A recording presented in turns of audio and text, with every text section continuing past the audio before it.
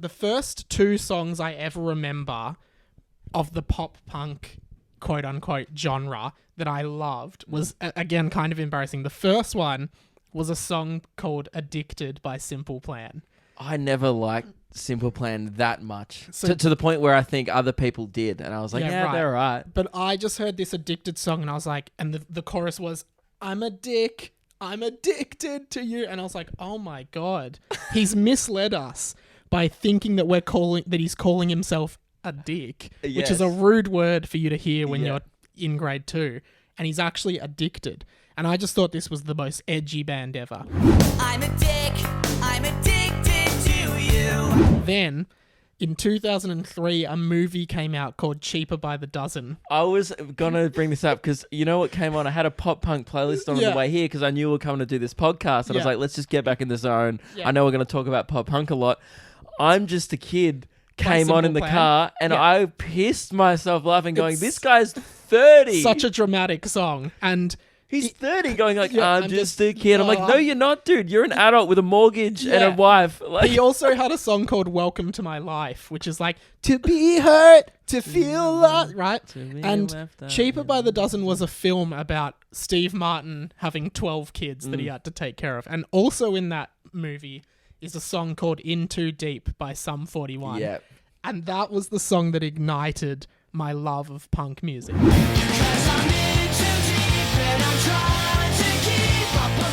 So Sum 41 was the band that got you in. I was obsessed with them to the point where I knew their full names of all the band members. I knew the history. I loved them. If you don't know who Sum 41 are, there was like 3 huge pop punk bands that I think were all kind of really comparable. Yeah. It was Blink-182, Green Day, and Sum 41. And Sum 41 I would say were the most punk of those because they were actually the least mainstream. Green Day publicly were the most punk of those 3. Yeah. But I would say they achieved mainstream success so early in their career that they kind of just became like, my dad was like, Green Day's good. Like, but Sum 41 was like the discount Blink-182. But I thought they were, they were, but they were good. In a good way. Like, and In Too Deep is such to this day, it is an incredible pop punk banger. That record, All Killer No Filler, is literally all killer, no filler. There is no filler on that album. There's not a shit song. It's not a lie. They also had an EP called Half Hour of Power before that. Yeah. And the EP goes for exactly 30 minutes. So they don't lie in their titles. That's Half true. Hour of Power, exactly a half hour. So honest. Yeah. Good on them. But yeah, so I fell in love with Sum 41. That's so funny that you mentioned Cheaper by the Dozen. Yeah. In being involved with your music, because I remember that was the first time I'd also heard both of those songs. Yeah. And I didn't know what I was listening to at the time, but I just remember going, I think this is cool. And then it was my friend Stefan, his brother, I guess he had an older brother. So his older brother was just into high school and he started listening to Blink-182. And then, do you know, obviously you know, but like if some people may not know, they have a live album called the Mark, Tom and Travis Show. And when I was like 12, I like we didn't used to swear in my house. I was brought up pretty conservative, I guess. And I heard this album and they were like, fuck you, fuck this. And they were just joking around, talking about cum. Satan comes on stage. Yeah, and he's like, "Rrr," and they're all just, it's a piss take from start to finish. Yeah. Let's all say some dirty words. Everyone say fuck. Everyone say shit. Everyone say dick. Everyone say Mark's an asshole. Everyone say fuck, shit, fuck.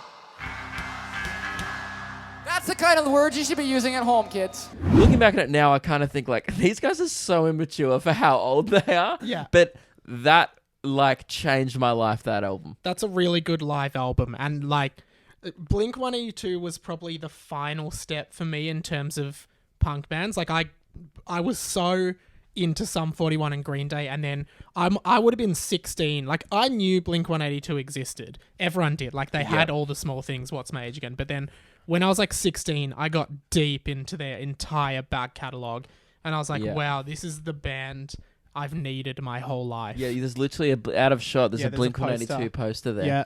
And I also have a frame thing above my podcast every week. I would say Blink-182 are my favorite band of all my time. Guitar picks, these are my guitar picks, they're all Blink-182 themed. That's cool. Yeah. See, other people, and by the way, obviously people kind of knew what they were getting into. If you came here for deep intellectual discussion on music, you shouldn't have come to Memoirs of a White Guy. But if you want us to talk about the Shrek soundtrack and Blink-182 and Fergie and the Killers, which I assume we'll get to soon, this is the podcast, right? Yeah.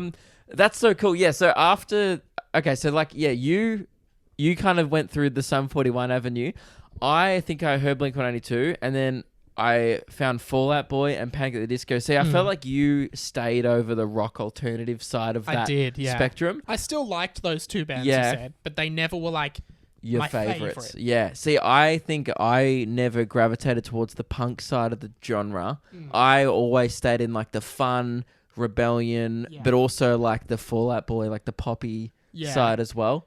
Fall Out Boy were really like produced before before Blink was really produced. That was like a new wave of the genre, and I would say that's when the genre actually became proper mainstream. Was like when everyone was like, yeah, Sugar, we're going down, and Thanks for the Memories, that was sick. And that, I feel like a lot of people are listening to this now going like, obviously most people moved on from the genre.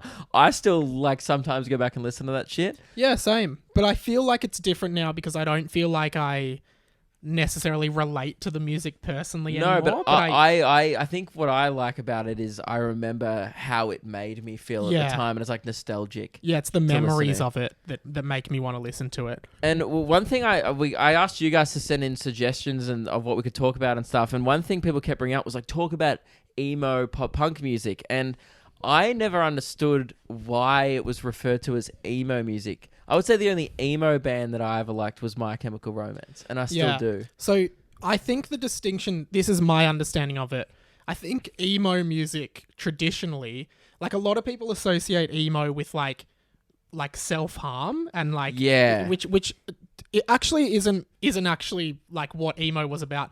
Emo music was more about music that was... Stands for emotional, doesn't it? Yeah, it was music that was self-critical. Like, lyrically, it was critical of yourself and like, it was to do with, like, insecurity and self-critical. Yeah. So, there's a band called Weezer, and they had this album called... I never got into Weezer. Yeah, so they're a really nerdy, geeky band, and their first two albums, the Blue Album and Pinkerton, are often referred to as, like, the pioneers of emo in the 90s, because they were very... Rivers Cuomo, who's the lead singer, was a very reflective and self-critical person in the way he wrote his music, particularly in that album Pinkerton. And then My Chemical Romance sort of...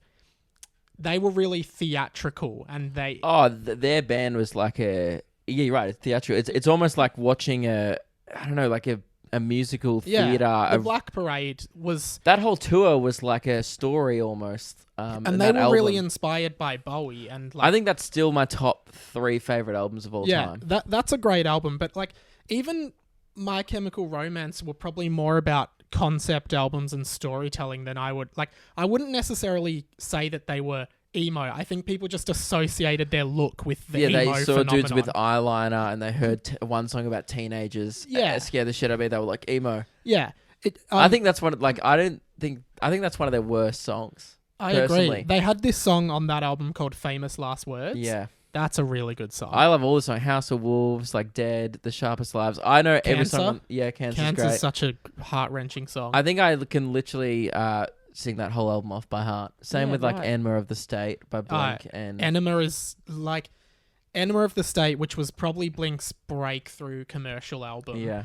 That if it's a summer day, if it's, here in Melbourne, mid-December, 25 degrees, you're driving to the beach, I always listen to Enema. It is a summer album. Yeah, I think even Take Off Your Pants and Jacket. Both of those albums, yeah. They just feel like they're supposed to be listened to in the sun. Now, what I always want to know, I don't think I've ever asked you this, like we talk about this a lot, like sometimes we'll be at like the radio show, like when we used to do it together, and we'd be talking about Blink-182 and Lewis would be like, shut up, like no one cares. Yeah. But that's the one thing we've always had a lot in common, but because we always get interrupted by Lewis because it's lame conversation. I wanted to know, how deep did you get into like the culture of this music? And like for example, I actually tried to learn how to skateboard because I just wanted to be like a part of that. And I stopped very quickly because I realized this isn't for me. And I remember there was a year there I was like, I should buy a skateboard. Yeah. I got pretty deep into it. I used to have in year 10, I reckon year 10 was my peak punk phase. Yeah.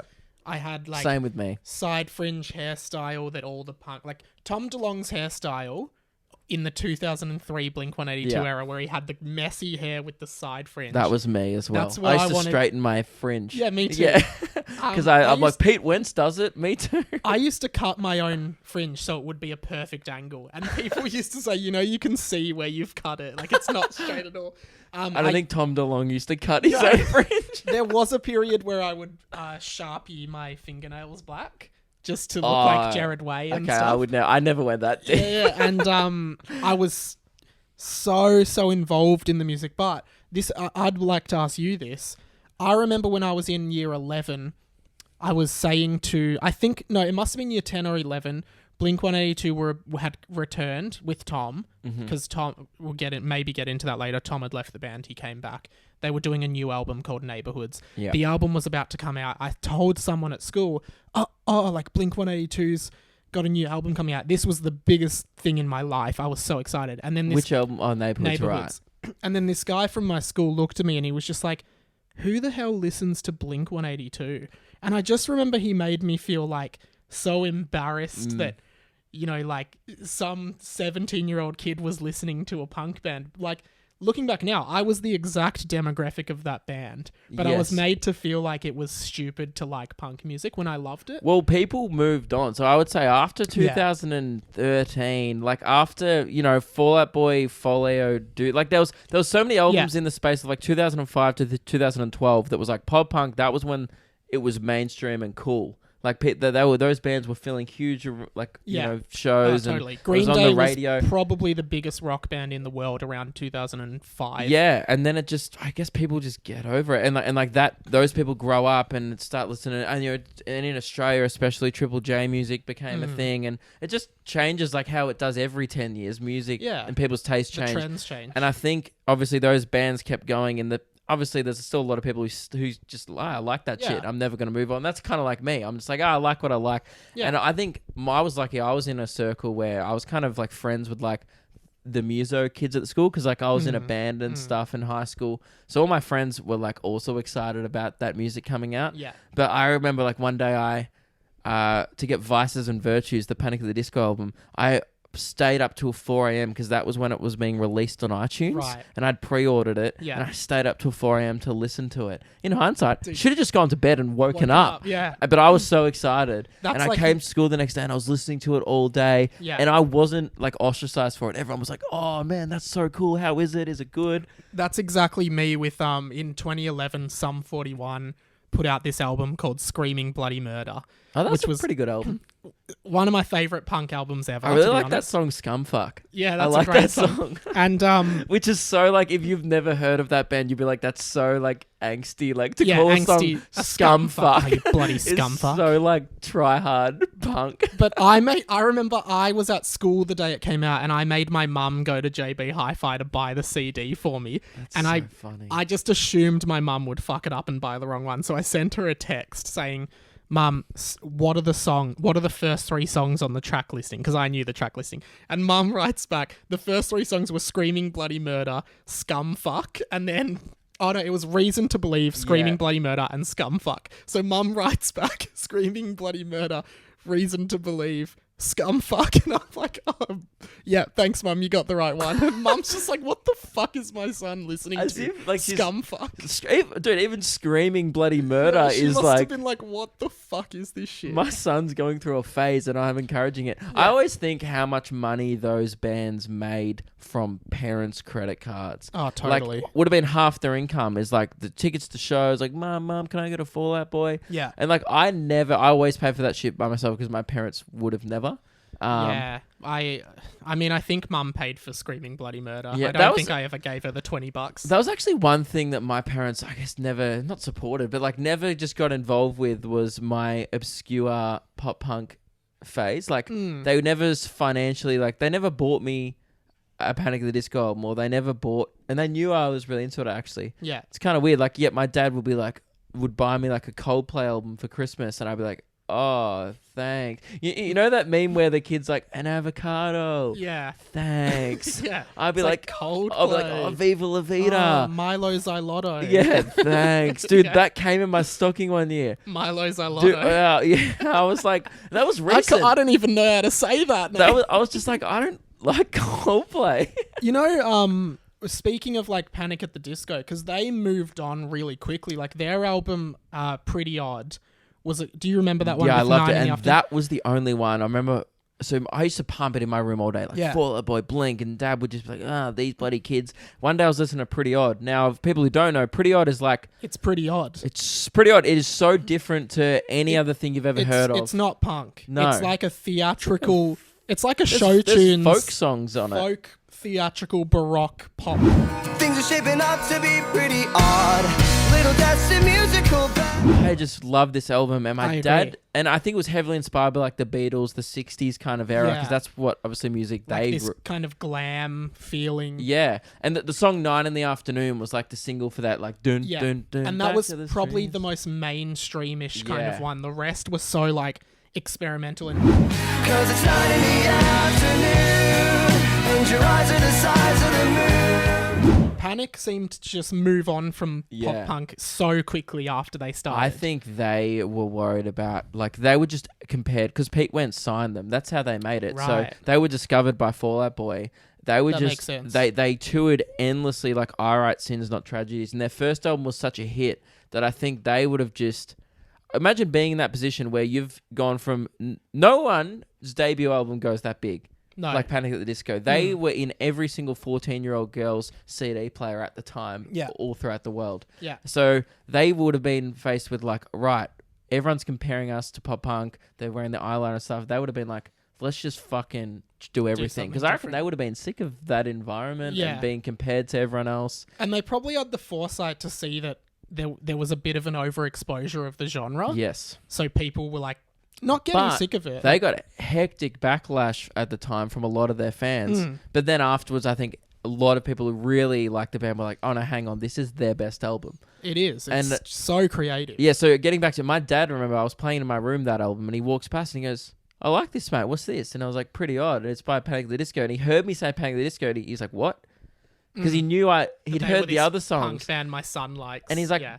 no. And I was like, yeah, this is what they do now.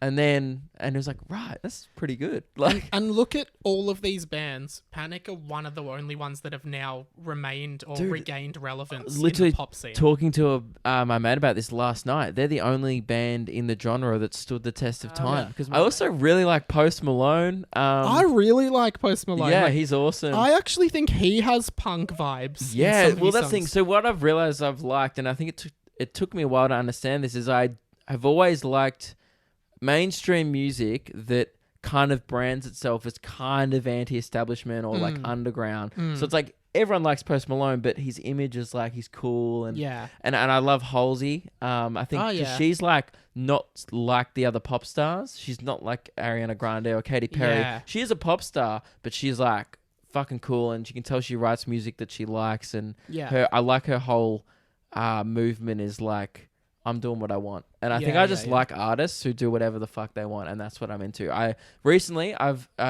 gone into this weird phase where I've started listening to Machine Gun Kelly, Yeah. who you've talked about on your podcast. Yeah. Um, I know nothing I about like him. Youngblood, and they've got this song together featuring Travis Barker. You should listen Oh, to really? it. It's Watch me take a good thing and fuck it all up in one night.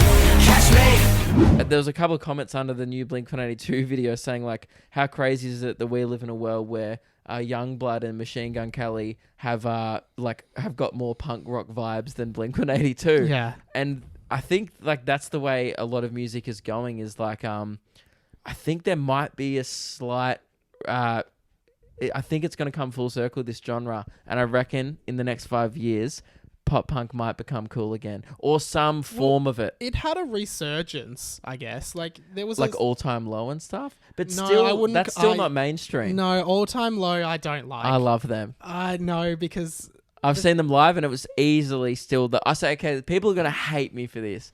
I've seen the Foo Fighters live, and I will always maintain that All Time Low live at the Hi-Fi was the best night of music I've ever See, It was so much fun, dude. I sung Dear Maria in the microphone while crowd surfing. It was the best moment of my life. I don't have anything against them, but I just think after the peak of Blink-182, there are a lot of bands that came along that were actively trying to do Tom DeLonge's voice in a way, and I feel like All Time Low were the pioneers of that. Trying to sound like Tom DeLonge, but just not being able to. Alex and Mark have a band together. Simple Creatures. Dude, they're coming to Australia. Yeah, and you know who won't be there? Everyone.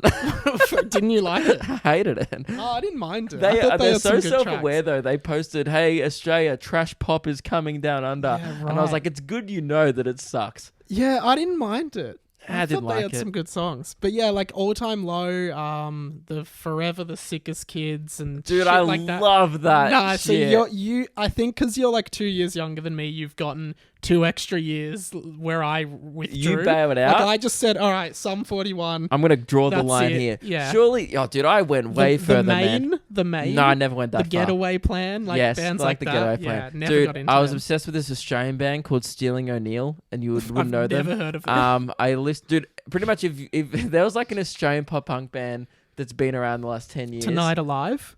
fucking They're love not them. bad, yeah. And I I like also, them. you want to know my 2 biggest ever like. I liked them before they were cool type moments. Tonight Alive. Alive. I remember watching their film clip of Wasting Away. How good's They that had song? 7,000 likes on Facebook, and then now they're huge. And they did a song with Mark Hoppus. They did. Thank you and good also night. Benji Madden from Good Charlotte. Not as good. Not as cool. You know what I else? did like Good Charlotte. You want to know the weirdest band I've ever discovered before they got huge? who? I discovered 5 Seconds of Summer. Are you ready? Ah. When they had less than 1,000 likes on Facebook. Do you like their music? I don't. I think it's like cute. I feel like I would have liked it if I was Me 5 too, years actually. younger. Me too, yeah. And I feel like that was the one where I kind of drew the line and I came in a little late. But at the same time, though, still listen to their album. She Looks So Perfect is a good song. I've liked That's that a whole banger album. track. I think, haven't heard the album. Oh, yeah, that thing. I still listen to the album because I was like, oh, they're Australian and they're my age. And I would think that's cool because that's what I wanted to do. Yeah. In my eyes, I look at them and go, that's what I wanted to do, but I never achieved Never that. did it. So I Didn't just like have the musical talent. Yeah, I had no musical Yeah. talent, and I also, and the guy from One Direction never saw my acoustic YouTube cover video. on Twitter. So it's like, life's a journey, and that didn't happen for me. Yeah. But you know what? I always think about that band, and if you ever watched 5 Seconds of Summer's acoustic videos of them in high school, they're not very good. Really? And it goes to show that Do they anyone still make can make music? it. Yeah, the Youngblood. okay. You know that yeah, song they're on the radio? very different now Yeah. though. They're not doing like pop punk music. No, they're they're doing not. like They've bailed pop, from it. literally just pop music. I think they've gone like, man, I would love to line my pockets with $100 bills. Let's quit doing a music genre that stop being cool. Yeah. And it's smart. Let's do radio music. You know what I think's quite sad? I know we'll get off pop punk in a sec, and this might be a long podcast because all Bloody we've been pop talking punk. about is How pop much punk. can we still keep going? Yeah, fuck Oh, yeah. cool. I didn't know if you had a time limit Nah, on your podcast. I don't care. I mean, people can this episode is so niche that like Yeah. only people who really like You've music are going to switched be off. still here. You've switched off Yeah. if you weren't into it. Yeah, so after all that Blink-182 chat, some people might have been like, guys, I don't like them. Could have listened to the entire discography of Yeah. Blink-182 by now. But what I find sad about the pop punk genre, and I think this is why it gets a bad rap. This is why people make fun of it with pizza and skating and khaki shorts, because bands like Simple Plan, Newfound Glory and stuff, they never evolved. No. Ever. No, Like they Blink-182, we talked about their evolution then. There is an evolution that you can They clearly see in evolved that band. and they peaked. Dude, I Duck, duck, go. Newfound Glory the other day just to see. I was like, I wonder what they're still doing. Same stuff. Same shit, man. They're wearing like three-quarter khaki pants. Do you want to know the band that I reckon is the pinnacle of that? Do you know Bowling for Soup? Of course.